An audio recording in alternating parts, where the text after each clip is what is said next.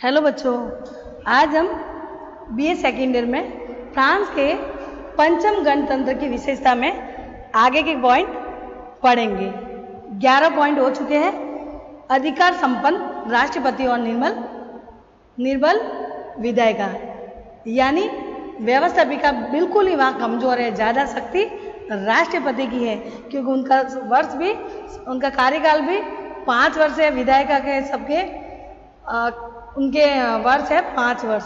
तो इस तरीके से राष्ट्रपति ये भी है। दूसरा, वो भंग कर सकती है व्यवस्थापिका को, यानी लोकसभा को भंग कर सकती है। तो उनका पावर ज़्यादा है, इसलिए वहाँ पे ज़्यादा अधिकार राष्ट्रपति का है और कमजोर विधायिका है। 12 पॉइंट पढ़ते हैं बच्चों। 12 है शक्ति विभाजन सिद्धांत पर आधारित। शक्ति विभाजन, शक्तियों का विभाजन। जैसे हमारे यहाँ संघात्मक व्यवस्था अपनाई, हमारे यहाँ तो संघात्मक होते हुए भी एकात्मक की ओर झुका हुआ। यानी कुछ बातें हमने एकरी नागरिकता, राज्यपाल की नियुक्ति राष्ट्रपति द्वारा, एकरी न्यायपालिका, ये सब बातें हमने ली है संघात्मक होते हुए भी एकात्मक और झुका हुआ। हमारा संविधान भारत का पूरा एक है, राज्यों का संविधान है ही नहीं। लेकिन अमेरिका ने प्योर संघात्मक अपनाया। उनके यहाँ दोहरी नागरिकता है और वहाँ पे राज्यों का भी ये क्या संविधान अलग है। तो फ्रांस ने शक्ति के विभाजन सिद्धांत पर आधारित कैसे किया, इसमें हम पढ़ेंगे। शक्ति विभाजन के सिद्धांत का विधिवत रूप में प्रतिपादन करने वाला मॉन्टेस्क्यू फ्रांस विचारक ही था। मॉन्टेस्क्यू तो बिल्कुल ऐसा कहा था कि शक्तियों का पृथक्करण, यानी व्यवस्थापिका, कार्यपालिका और न्यायपालिका का तीनों को शक्ति, तीनों को अलग अलग दी जाए और न एक दूसरे पर नियंत्रण संतुलन हो। सब तीनों अलग अलग, तीनों की शक्ति। मॉन्टेस्क्यू ने ये बात कही थी, लेकिन ऐसे संभव नहीं थे। नियंत्रण और संतुलन होना ही चाहिए। तभी नियंत्रण संतुलन के लिए भारत ने न्याय पुनरावलोकन, जैसे कि संसद किसके संविधान के विरुद्ध कानून बनाए तो न्यायपालिका उनको अवैध घोषित कर दे, और न्यायपालिका ये संविधान के विरुद्ध या मौलिक अधिकार के विरुद्ध न्याय करे तो संसद द्वारा महाभियोग लगाया जा सकता है। तो ये नियंत्रण और संतुलन हमारे बना रहा है। इस प्रकार से ये हमारे, लेकिन यहाँ शक्ति विभाजन, मॉन्टेस्क्यू तो बिल्कुल ही अलग अलग तीनों को शक्ति दे रहा है। तो मॉन्टेस्क्यू के अनुसार वे विचारक था, तो क्या उन्होंने कहा और फ्रांस ने किस हद तक शक्ति विभाजन सिद्धांत पर आधारित रहा। अतः फ्रांस की राजनीतिक विचारधारा और संविधान पर इस सिद्धांत का प्रभाव पड़ना स्वाभाविक है। चौथे गणतंत्र के संविधान में इस सिद्धांत की उपेक्षा की गई थी, यानी ये व्यवस्था नहीं ली गई थी चौथे गणतंत्र।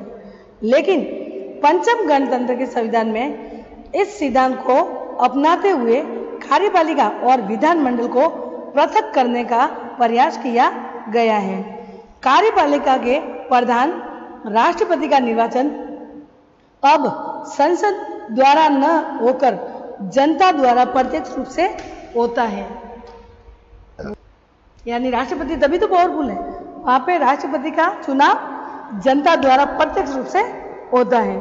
तभी तो वहां संसदात्मक और अध्यक्षात्मक का मिश्रण रूप है, और मंत्रिमंडल के सदस्यों को संसद की सदस्यता से वंचित कर दिया गया है। लेकिन पंचम गणतंत्र के संविधान में शक्ति विभाजन के सिद्धांत को पूरे तौर पर नहीं अपनाया गया, क्योंकि कार्यपालिका अर्थात मंत्रिमंडल विधानमंडल के प्रति उत्तरदायी है और मंत्रीगण संसद की कार्रवाई में भाग लेते हैं। शक्ति विभाजन सिद्धांत को पूरे तौर पर अपनाना अव्यावहारिक होने के कारण ही ऐसा किया गया, यानी कुछ सीमा तक शक्तियों का बंटवारा किया गया है, इतना ज़्यादा नहीं किया है। ज़्यादा करे तो फिर बाद में आगे समस्या आ सकती है। क्यों आ सकती है?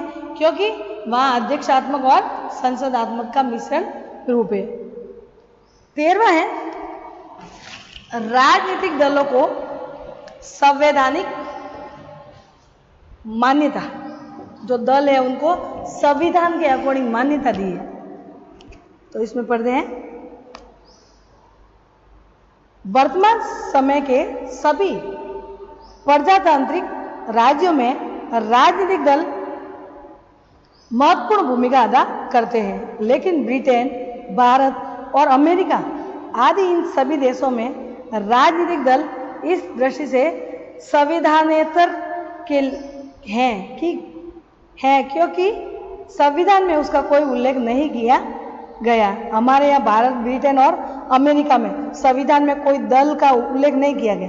हमारे यहाँ बहुदलीय है भारत में, तो कोई भी दल नया आ सकता है, हमने नियम का योग्यता रखकर कोई भी नया दल बना सकता है। लेकिन फ्रांस के पंचम गणतंत्र के संविधान में राजनीतिक दल को स्पष्ट मान्यता प्रदान की गई है। संविधान की धारा 4 में स्पष्ट कहा गया है कि मताधिकार की अभिव्यक्ति का मुख्य साधन राजनीतिक दल होगा। राजनीतिक दलों का निर्माण सफलतापूर्वक हो सकता है और वे स्वतंत्रता के साथ राजनीतिक कार्यों का संचालन कर सकते हैं, परंतु राजनीतिक दल के लिए यह अनिवार्य है कि वे राष्ट्रीय संप्रभुता और प्रजातंत्र के सिद्धांत का आदर करें।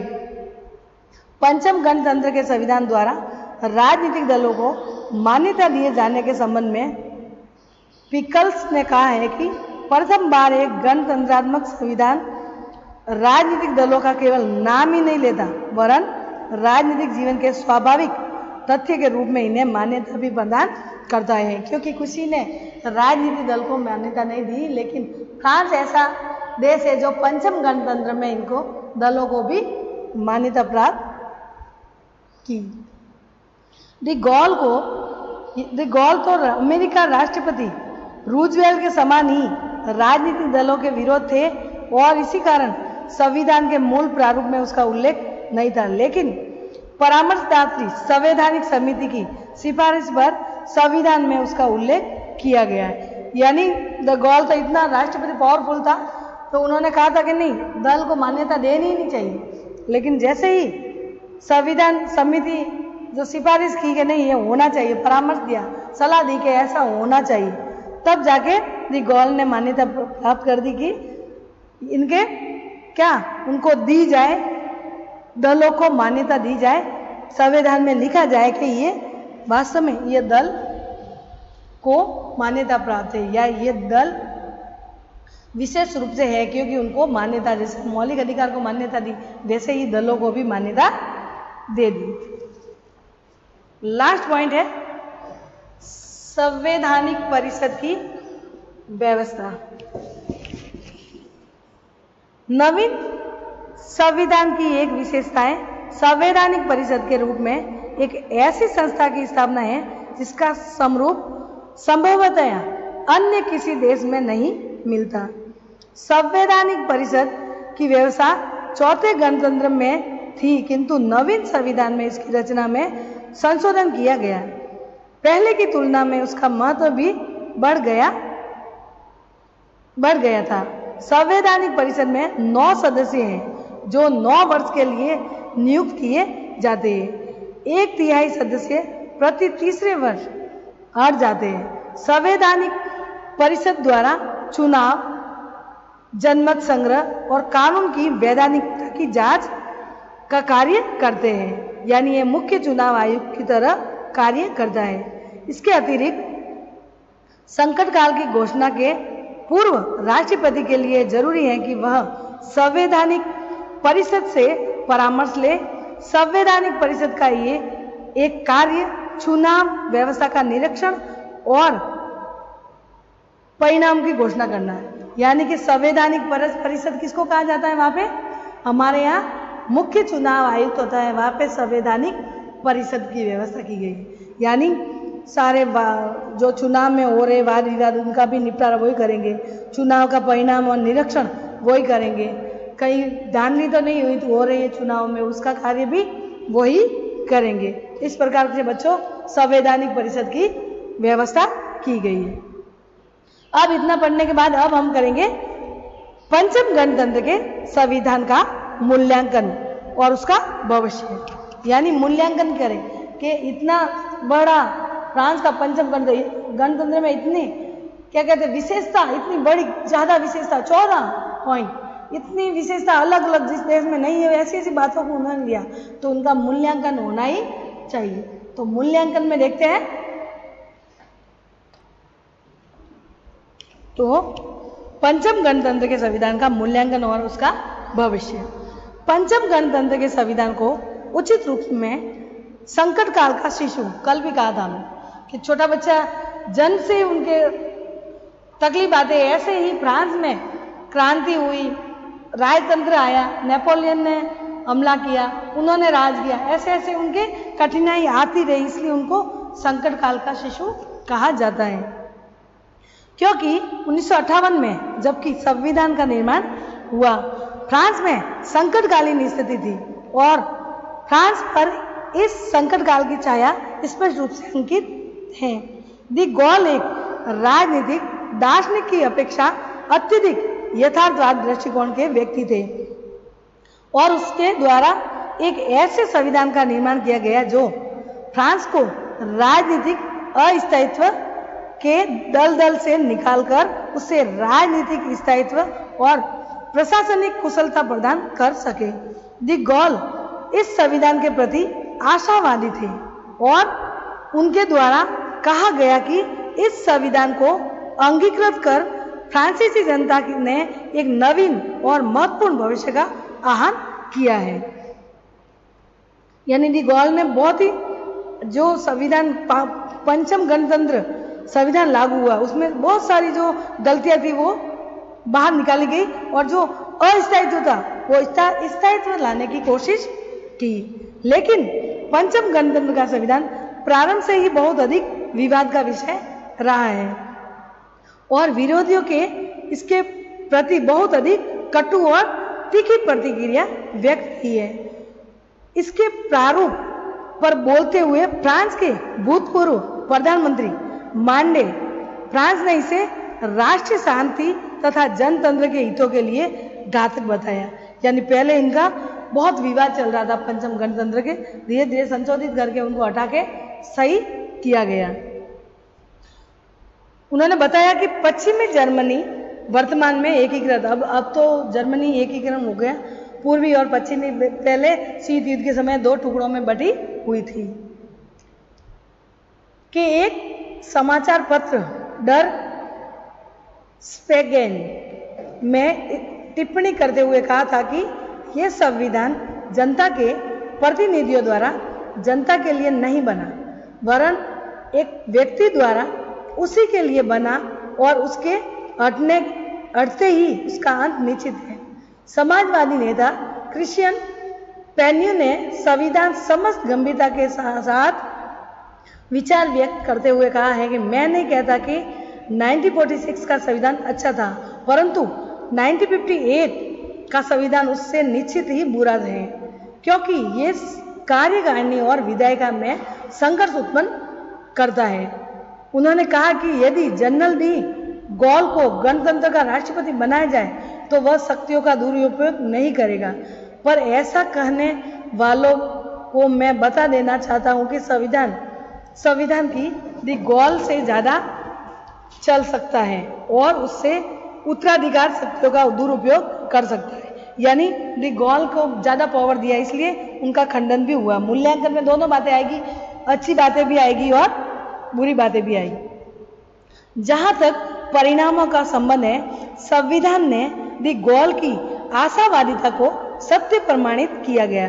1958 का यूरोप का रुग्ण व्यक्ति कहा जाने वाला राष्ट्र आज एक शक्तिशाली, समृद्ध और सम्मानित राष्ट्र के रूप में प्रतिष्ठा प्राप्त कर रहा है और फ्रांस के पिछले वर्षों में जो भी प्रगति हुई है उसका अत्यधिक श्रेय उस राजनीतिक स्थायित्व को है जो पंचम गणतंत्र के द्वारा फ्रांस को प्रदान किया गया।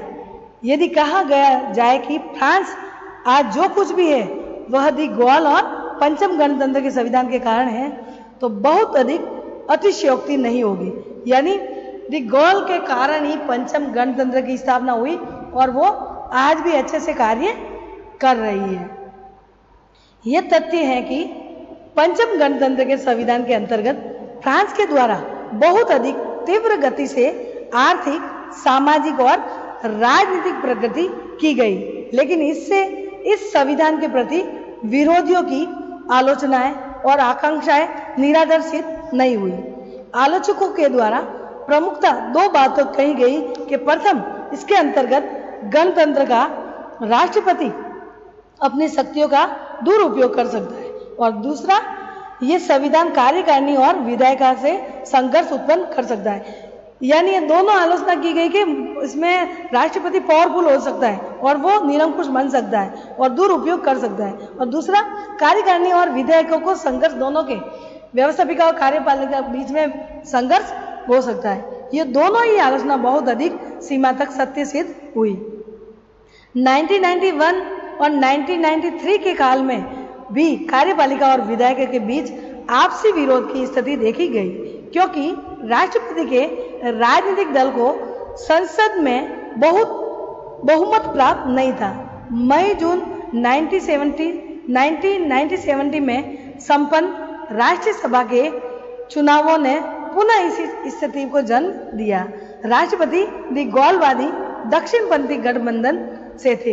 वामपंथी और दक्षिणपंथी बात आई है तो वामपंथी उसको कहते हैं जो गरीबों का भी समर्थन करते हैं, गरीबों के हित के लिए भी कार्य करते हैं, अमीर और गरीब सबके हित के लिए बात कहते हैं, और दक्षिणपंथी सिर्फ अमीरों की बात करते हैं, अमीरों के विकास की बात करते हैं। तो दी गॉल दक्षिणपंथी थे, वो अमीरों के पक्ष में थे। लेकिन इन चुनावों में राष्ट्रीय सभा में समाजवादी वामपंथी गठबंधन के बहुमत प्राप्त कर लिया था। वामपंथी वही के सभी समाज का क्या करना, समर्थन करना। पंचम गणतंत्र के अंतर्गत प्रथम राष्ट्रपति जनरल डी गॉल ने संविधान का मनमाने रूप से प्रयोग किया।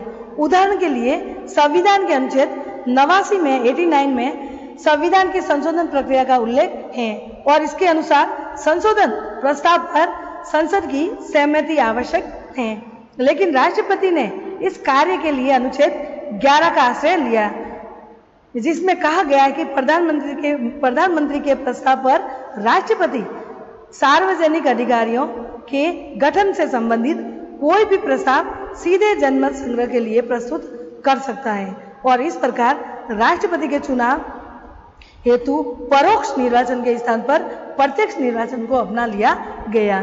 इसमें संदेह नहीं है कि राष्ट्रपति का ये कार्य देश हित में था, लेकिन इस कार्य के लिए जिस प्रक्रिया को अपनाया गया है वह संविधान के मनमाने प्रयोग का ही एक उदाहरण है। इस प्रकार संविधान की धारा 5 राष्ट्रपति को संविधान का संरक्षक घोषित करती है, और इस आधार पर जनरल डी गॉल के द्वारा दृष्टिकोण अपनाया गया है कि संविधान वैसा ही है जैसे मैं कहता हूँ। यानी लोगों ने कह दिया और डी गॉल ने भी कह दिया कि संविधान वैसा ही है जो मैं कहता हूँ। क्यों? क्योंकि सारी बातें जो संविधान बनाया गया वो राष्ट्रपति के अकॉर्डिंग ही बनाया गया, और राष्ट्रपति ने ही ना तो वहाँ संविधान सभा बनाएगी, राष्ट्रपति और कुछ मंत्रियों को लिया गया, कुछ सदस्यों को लेकर राष्ट्रपति ने अपनी सारी बात सामने रखकर संविधान बनाया गया। इसलिए राष्ट्रपति कह रहा वैसा ही संविधान वैसा ही जैसा मैं कहता हूँ। पंचम गणतंत्र के दूसरे राष्ट्रपति जॉर्ज पापिंदु के आचरण से भी आशंका को बल मिलता है कि राष्ट्रपति अपनी स्थिति का दुरुपयोग कर सकता है। उदाहरण के लिए 4 मार्च 1973 का फ्रांस की राष्ट्रीय व्यवस्थापिका के चुनाव का प्रथम दौर हुआ। उसमें सोशलिस्ट और कम्युनिस्ट पार्टी के उम्मीदवार को 46% मत प्राप्त हुए, और पापिंदु की दी गॉलवादी पार्टी को 38%। ऐसी स्थिति में पापिंदु ने कहा था कि वे वामपंथी पार्टियों को सरकार बनाने के लिए आमंत्रित नहीं करेंगे। चुनाव के द्वितीय दौर में दी गॉलवादी पार्टी ने बहुमत प्राप्त हो गया, और जहां पापिंदु द्वारा इस प्रकार के आचरण किए गए, इस प्रकार से अवसर नहीं मिला, उनको अवसर नहीं मिला क्योंकि दी गॉल को ज्यादा बहुमत मिल गए। लेकिन ये प्रश्न, क्या जॉर्ज पापिंदु का ऐसा आचरण संवैधानिक भावना की दृष्टि से औचित्यपूर्ण होगा? 1978 में राष्ट्रीय असेंबली के चुनाव में राष्ट्रपति, जिसका ए दस्ते ने भी 1981 के राष्ट्रपति चुनावों में राष्ट्रपति मित्रा ने यही भूमिका निभाई, लेकिन राष्ट्रपति सदैव ही असेंबली के चुनाव के परिणाम को प्रभावित नहीं कर पाए और न ही मनमाना आचरण करने की चेष्टा करते थे। 1997 में दक्षिणपंथी राष्ट्रपति चिराग असेंबली के चुनाव परिणाम को प्रभावित नहीं कर पाए और असेंबली में जब वामपंथी समाजवादी गठबंधन को बहुमत प्राप्त हो गया तो राष्ट्रपति के चुनाव परिणाम आने के तुरंत बाद इस गठबंधन के नेता जोपिन्स को प्रधानमंत्री नियुक्त कर दिया गया। एक शंका यह थी कि राष्ट्रपति अनुच्छेद 16 के द्वारा प्रदत्त संकटकालीन शक्तियों का दुरुपयोग कर सकता है। पंचम गणतंत्र के संविधान के अंतर्गत कार्यपालिका और विधायिका के बीच संघर्ष की स्थिति उत्पन्न होने की आशंका थी। कुछ पक्षों द्वारा सुझाव दिया गया, राष्ट्रपति का कार्यकाल भी 5 वर्ष तक दिया गया। इससे ऐसी स्थिति उत्पन्न हो गई कि अंत में 2002 के अंत में राष्ट्रपति का कार्यकाल 7 वर्ष से घटाकर 5 वर्ष कर दिया। ध्यान रखना, 2002 के बाद 7 वर्ष से घटाकर 5 वर्ष कर दिया, लेकिन यह स्थिति सही उपचार नहीं हुई। राष्ट्रपति और राज्यसभा के चुनाव साथ साथ होने पर भी यह स्थिति उत्पन्न हो सकी कि एक राजनीतिक दल का उम्मीदवार राष्ट्रपति पद पर निर्वाचित हो तथा राष्ट्रीय सभा में राष्ट्रपति के राजनीतिक दल को बहुमत प्राप्त न हो। पंचम गणतंत्र के संविधान में एक विचित्र स्थिति यह है कि राष्ट्रपति राष्ट्रीय सभा को भंग कर सकता है, लेकिन राष्ट्रीय सभा महाभियोग के अतिरिक्त अन्य किसी प्रकार का राष्ट्रपति को पदच्युत नहीं कर सकती, यानी महाभियोग द्वारा संसद उनको हटा सकती है। पंचम गणतंत्र का संविधान फ्रांस की शक्ति और समृद्धि का संबल रहा है, लेकिन इसके साथ ही उसमें कुछ अपूर्णता है और जब तक ये अपूर्णता को दूर नहीं कर सकता तब तक ये फ्रांस की राजनीतिक व्यवस्था में स्थायी आधार बन सकेगा, इसमें संदेह है। यानी अभी तक चल रहा है तो संदेह नहीं होना चाहिए, लेकिन फिर भी ये है कि राष्ट्रपति को थोड़ी शक्ति कम दी जाए तो व्यवस्था अलग हो सकती है। ठीक है बच्चों, कल हम ब्रिटिश की कार्यपालिका और राजमुकुट पढ़ेंगे। बाय।